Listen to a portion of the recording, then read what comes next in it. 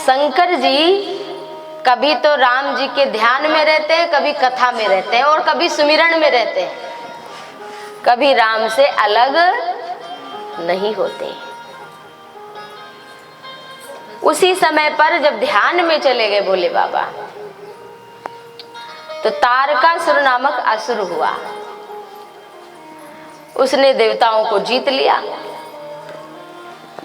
सारे देवता, देखो भाई मैं आपको एक बात श्रवण करिए बहुत ध्यान से, कि देवताओं पर भी दुख आता है, विपत्ति आती है।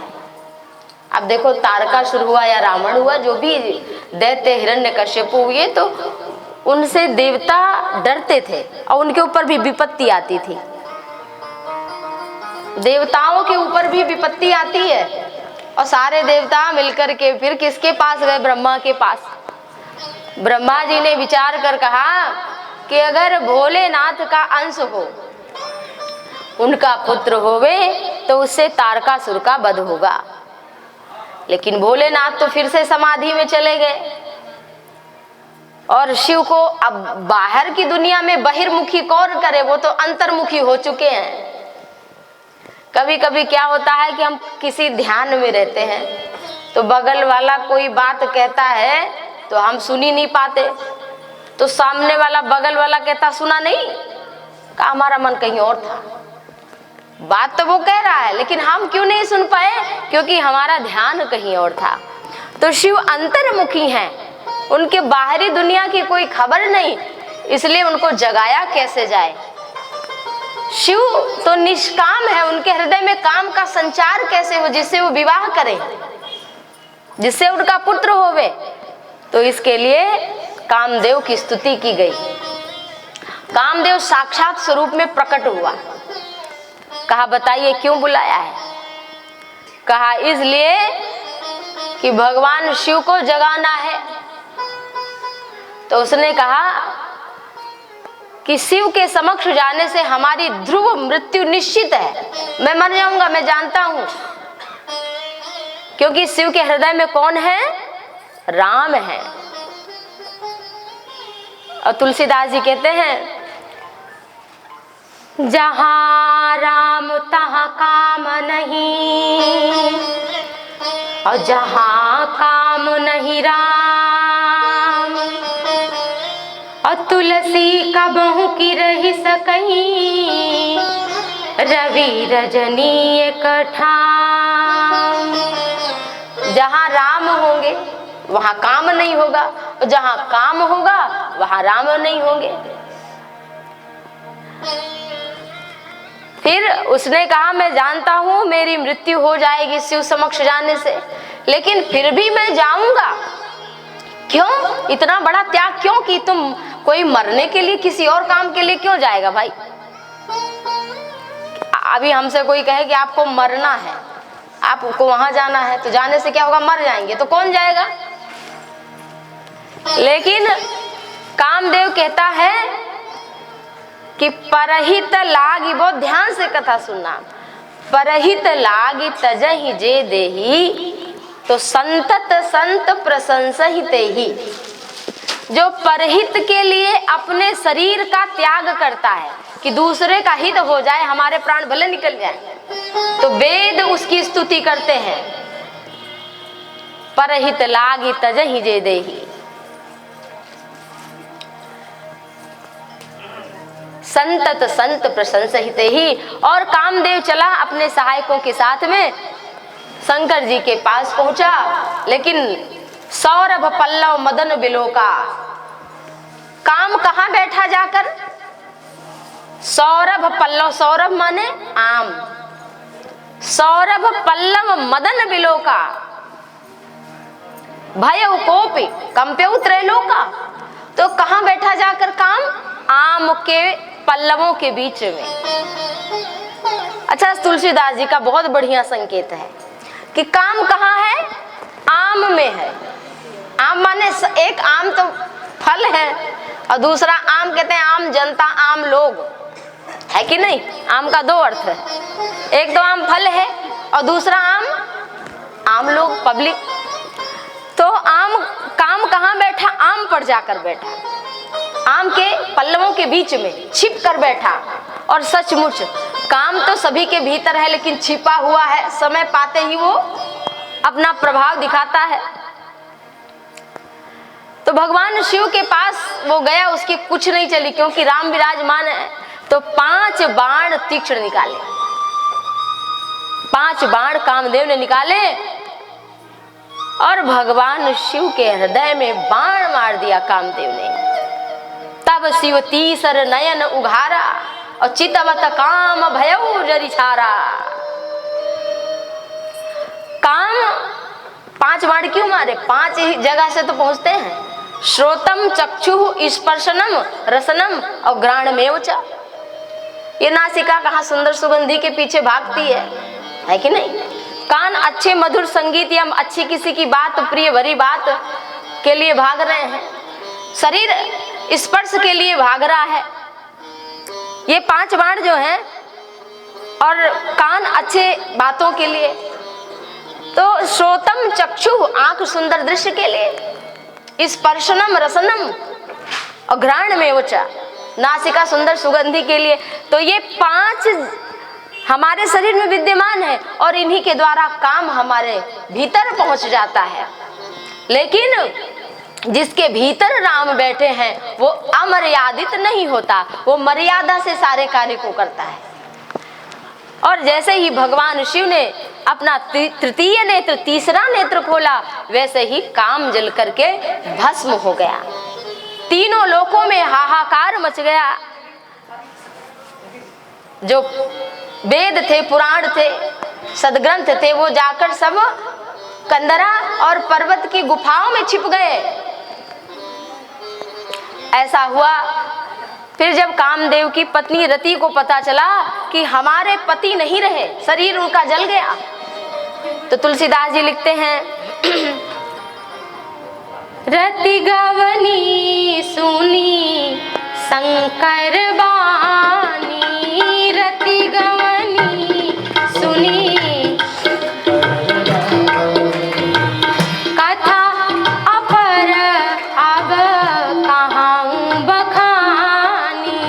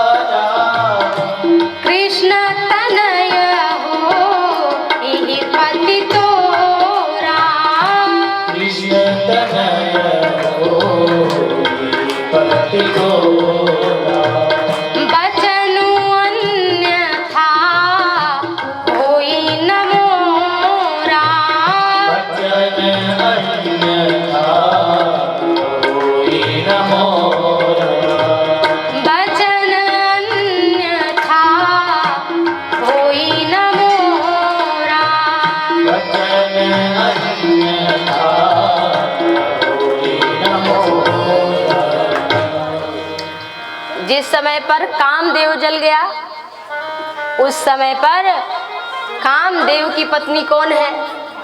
रति। जब पति चला गया तो कितना भी सुंदर नारी का जीवन हो वो बेकार हो जाता है। कितनी भी सुंदरता उसके पास हो, लेकिन जब पति नहीं है तो उसे कौन देखेगा? नारी की सुंदरता अपने पति से है। जब पति चला गया तो रति परम सुंदरी कामदेव की पत्नी रोती हुई आशुतोष भोलेनाथ की शरण में आई। आशु शीघ्रम तुष्यति इति आशुतोष, जो सबसे जल्दी प्रसन्न हो जाने वाले वो देवों के देव महादेव हैं। शिव के चरण में आई रति तो भोलेनाथ ने उसके दुख को देखा कि बहुत दुखी है, तो भगवान शिव ने कहा कि थोड़ी तुम प्रतीक्षा करो, तो कब मिलेंगे हमारे पति? कहा जब भगवान श्री कृष्ण का, श्री हरि का अवतार कृष्ण रूप में द्वापर युग में यदुवंश में होगा, तब श्री कृष्ण के पुत्र प्रद्युम्न के रूप में तुम्हारे पति तुम्हें शरीर से प्राप्त हो जाएंगे। द्वापर युग तक प्रतीक्षा करी रति ने और कहा कि अब से ये सबके शरीर में प्रवेश कर जाएगा और इसका एक नाम और होगा अनंग, बिना अंग के ही ये सभी के भीतर व्याप्त होगा। तो ये सुंदर कथा कही और फिर उसी समय भगवान शंकर अभी जगे हैं।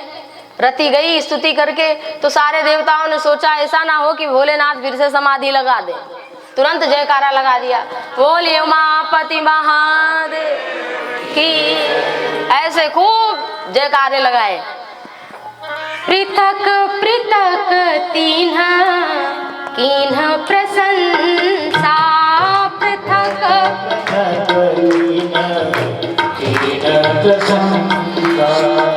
भय प्रसन्न चंद्र आवतंसा, भय प्रसन्न चंद्र आवतंसा, भय प्रसन्न चंद्र आवतंसा,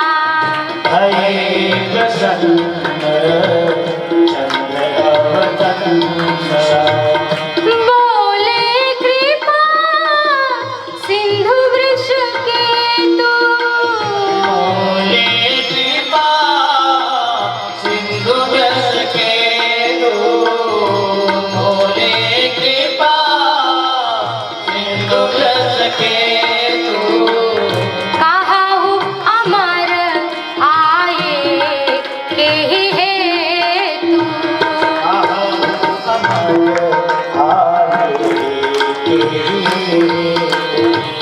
कहाहु अमर आए के हेतु, कहाहु अमर आए के हेतु।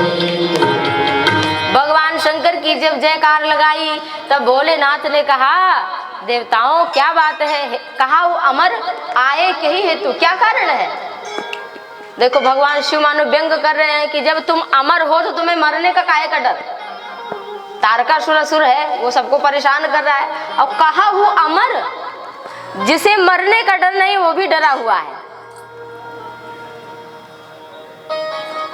तो कहा हे प्रभु, तारकासुर बहुत परेशान कर रहा है, हम सब बिना घर द्वार के हैं, और अगर आप विवाह करें पुत्र हो जावे तो उसी पुत्र से तारकासुर का वध होगा, ऐसा ब्रह्मा जी ने कहा है।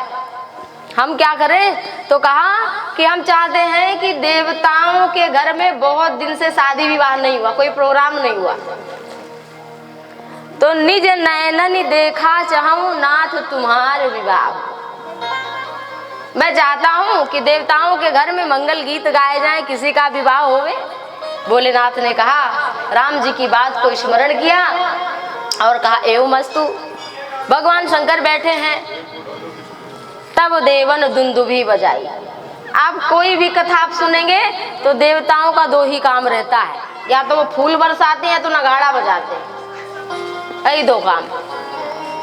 और सब काम किससे करवाते हैं?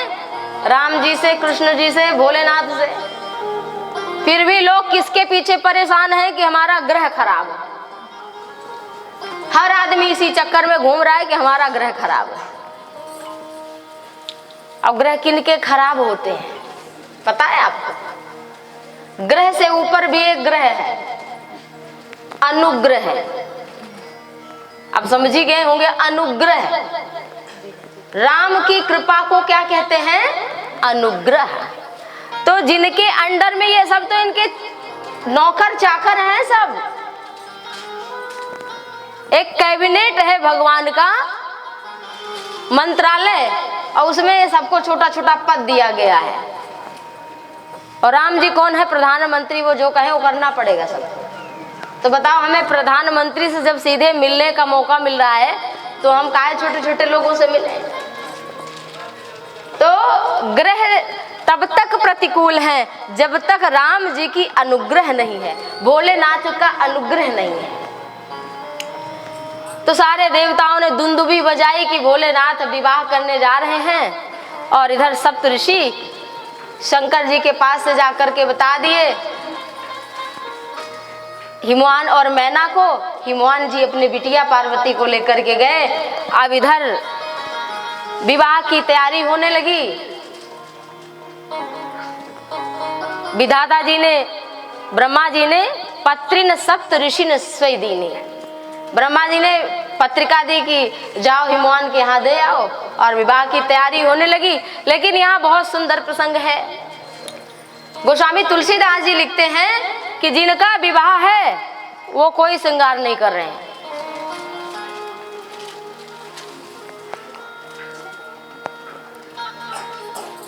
लगे संवारन सकल सुर, वाहन विविध विमान, हो ही सगुन मंगल सुभद, और करहि अपछरा गान। देखो जिनका विवाह है दूल्हे राजा का, वो कोई श्रृंगार नहीं कर रहे हैं। आजकल के तो दूल्हे भी बहुत श्रृंगार करते हैं।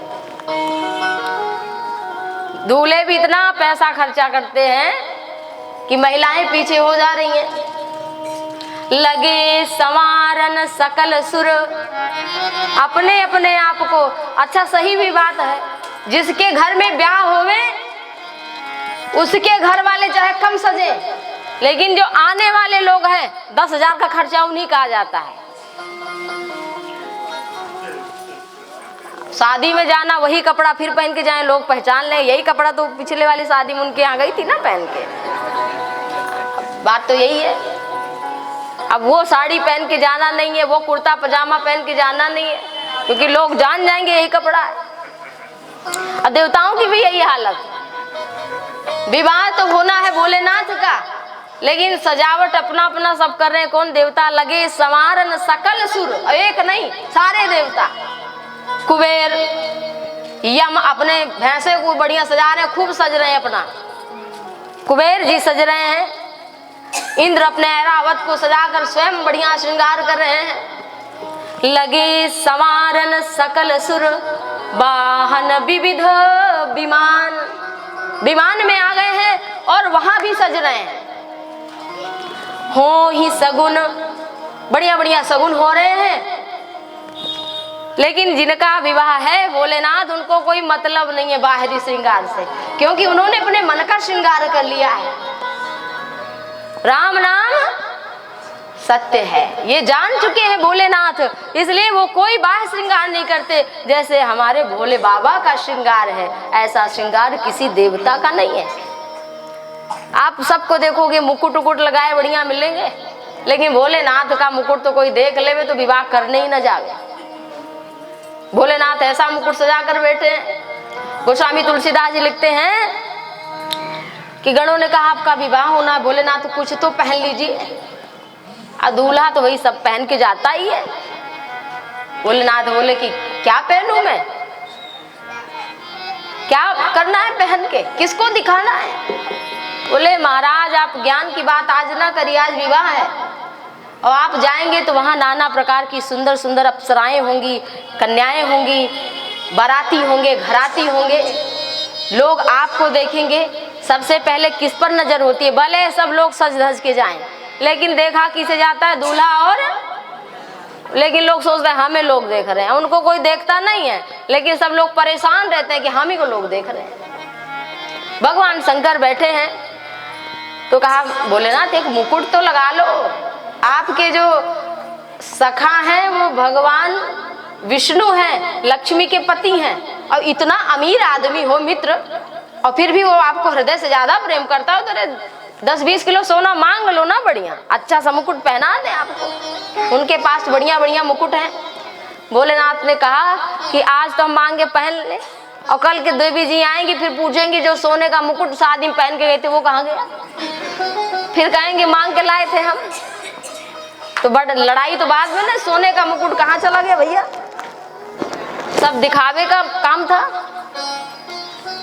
तो भगवान शंकर बोले नहीं, हमें ये नहीं चाहिए। शिव ही शंभुगन करही सिंगारा, श्रृंगार कर रहे हैं, फिर किसका मुकुट बनाए? जटा मुकुट अहि मोर संवारा। किसका मुकुट बनाया? जटाओं का ही मुकुट भोलेनाथ का बना दिया। जो बाल लंबे लंबे हैं भोलेनाथ के, उन्हीं का सुंदर मुकुट बना दिया। मुकुट का आकार दिया होगा तभी लिखा है ऐसा भोले बाबा का। जटा मुकुट अहि मोर, मोर काहे का बनाया? अहि, सर्पों का। शिव पुराण इत्यादि ग्रंथों में लिखा है कि जो बहुत पतले पतले धागे की तरह सांप थे, उन सबको इकट्ठा करके ले आए और उससे भोलेनाथ का मोर बनाया गया। अच्छा, सांप संपत्ति का स्वरूप, मृत्यु का स्वरूप माना जाता है कि काल है। सांप कौन है? काल है।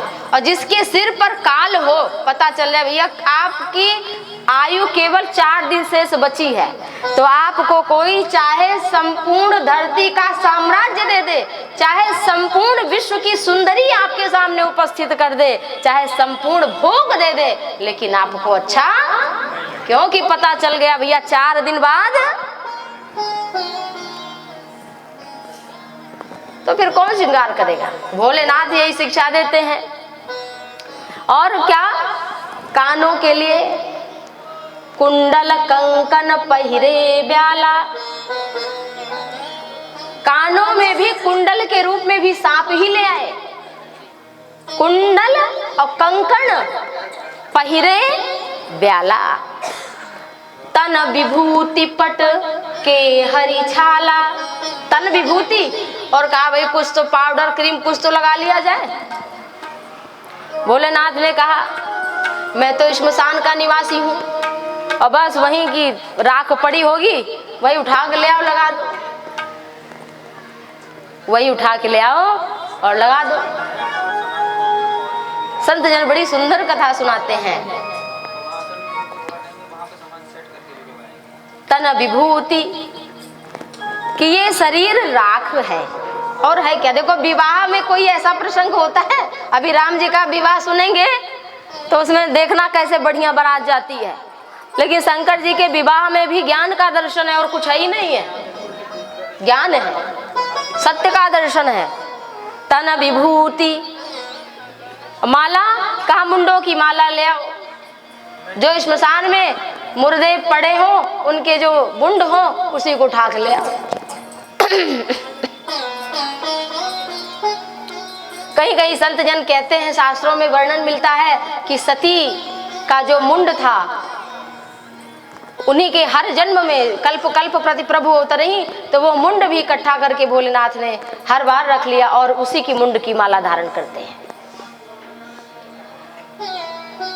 तन विभूति पट के हरी छाला, और मृग चर्म धारण करते हैं। अच्छा, शेर की बात अगर देखो तो शेर कौन है? जंगल का राजा है शेर।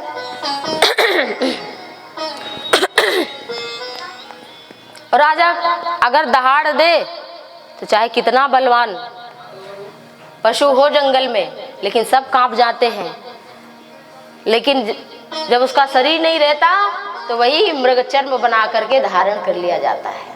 तो समय समय पर होता है समय समय की बात, और किसी समय का दिन बड़ा, किसी समय की, तो ये समय समय की बात, इसलिए किसी चीज का अभिमान नहीं करना है। और भोलेनाथ ने ऐसा श्रृंगार किया, कर त्रिशूल, हाथ में डमरू ले लिया और डमरू विराजा, और चढ़े बसही, और सवारी किसकी है? बैल की।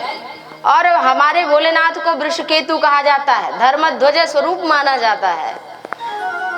तो भोलेनाथ मानो कह रहे हैं कि भैया विवाह करने तो जाओ, लेकिन भगवान को, धर्म को ना भूलो। संत जन तो यहाँ तक कहते हैं कि शंकर जी बैल पर भी बैठे तो जिस तरफ सींग थी, मुंह था, उस तरफ करके मुंह नहीं बैठे, पूंछ की तरफ मुंह करके बैठे। एक तो ऐसा रूप बना लिया है भयानक, और बैठे भी तो पूंछ की तरफ मुंह। सोचो आप अपने मन में दर्शन करो भोलेनाथ का। कि मुंड की माला पहने हैं, सर्पों का बढ़िया सेहरा बनाया है और शरीर पर श्मशान की राख है, ऐसा स्वरूप। और उसके बाद उल्टे बैठे हैं, हाथ में त्रिशूल लिए। अब जैसा ऐसा स्वरूप देखा तो देवताओं की पत्नियां मुस्कुराने लगी कि इनके योग्य बारात नहीं है। भैया कहाँ दूल्हा का रूप, कहाँ हम लोगों का। तो भगवान विष्णु हंसे मुस्कुराए और बोले कि दूल्हे के लायक बारात नहीं है, हम लोग चलो अलग चलते हैं। भगवान विष्णु अलग थलग होकर के चलने लगे। विष्णु वचन सुनि सुर मुस्काने, देवता मुस्कुराने लगे और निज निज सेन सहित बिलगाने। लिखा है बिलगाने माने अलग हो गए शंकर जी से सब। निज निज सेन, इंद्र थे तो इंद्र अपने परिवार के साथ अलग हो गए, यमराज थे, यमराज अपने परिवार के साथ सब अलग अलग चलने लगे। अब वो ध्यान से बोलिए महापति महादेव की। अब भोले बाबा अकेले जा रहे हैं, बताओ किसी का दूल्हा ऐसा होगा बाराती कि बिना जा रहा हो दूल्हा विवाह करने?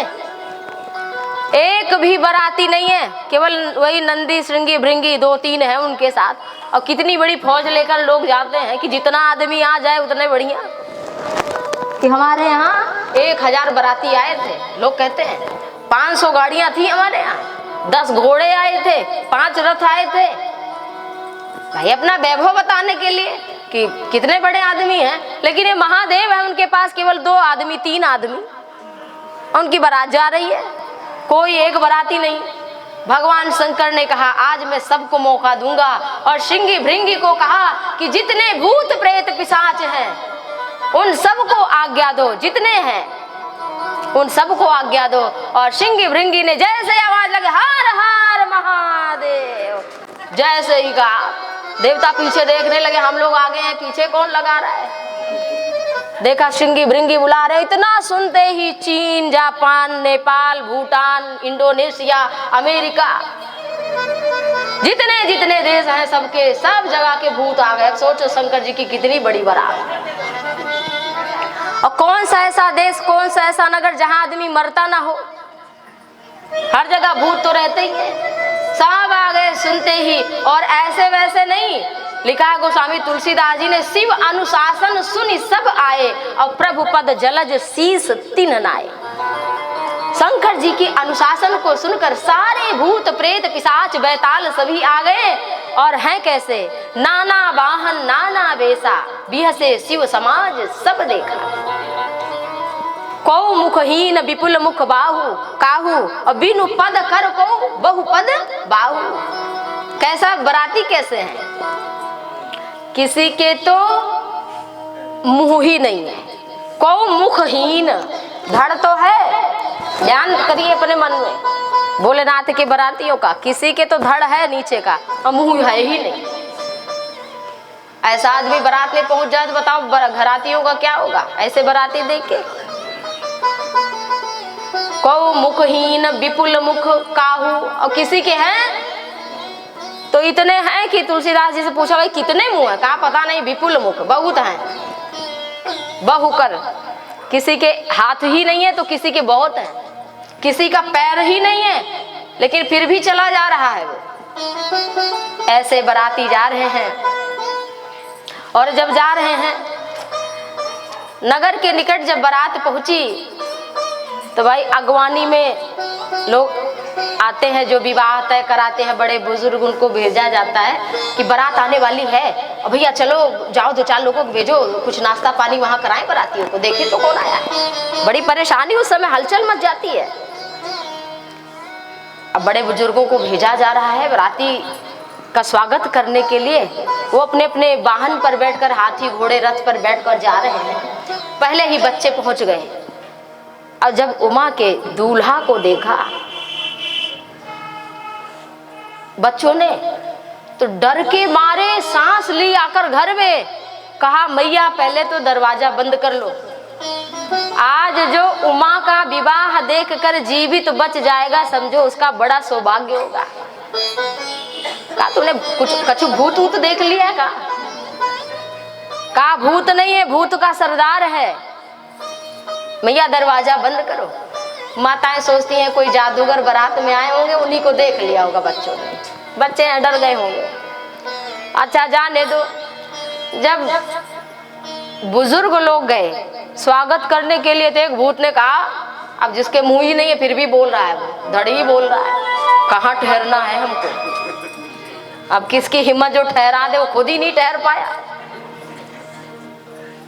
उनका वाहन लिखा है तुलसीदास जी ने कि वाहन भागे, माने हाथी पर बैठे तो हाथी भागा, और जो बड़े बुजुर्ग हैं वो वाहन से नीचे गिर गए। तो ऐसी उमा की बारात आई है। मैं बहुत विस्तार से नहीं सुना रही क्योंकि राम कथा जन्म भी आपको सुनाना है। बोले उमापति महादेव की। तो बारात आई। अब भैया ये हो, माता मैना सुंदर थाल सजा करके कि दूल्हे राजा का, दामाद का, जामाता का परिछन करे। सबसे खुश अगर कोई होती है तो बेटी की माँ खुश होती है कि हमारा दामाद आया है, हमारा जमाता आया, कैसा सुंदर है। बहुत प्रसन्न होती है अपने जमाता को देख करके। तो माता पार्वती के वर को देखकर बड़ी सुन करके कि प्रसन्न है कि कितना सुंदर होगा, नारद जी के कहने से हमारी बिटिया का विवाह हो रहा है, बड़े अच्छे घर में कराया होगा। अच्छा पता चला उधर तो कुछ लोग लौट के आ रहे हैं, भागते आ रहे हैं। इधर नारद जी हैं। तो नारद जी से किसी ने पूछा कि भैया दूल्हा कहाँ है? विष्णु भगवान को जब देखा तो कहा कुछ ना हो, दूल्हा तो यही होगा। अरे ये तो उनके मित्र हैं। अरे तो मैना रानी बोली जब इनके मित्र इतने सुंदर हैं, इतने धनवान हैं, तो भाई मित्रता भी तो उसी में करता है आदमी जहां पर उसका संबंध बराबरी का होता है। तब तो बढ़िया, अरे बहुत अच्छे घराने में बिटिया की शादी हो गई। कुबेर को जब देखा तो कहा अच्छा कुछ ये दूल्हा है? अरे ये तो उनके नौकर चाकर है, उनका हिसाब किताब वही खाता देखते हैं। इंद्र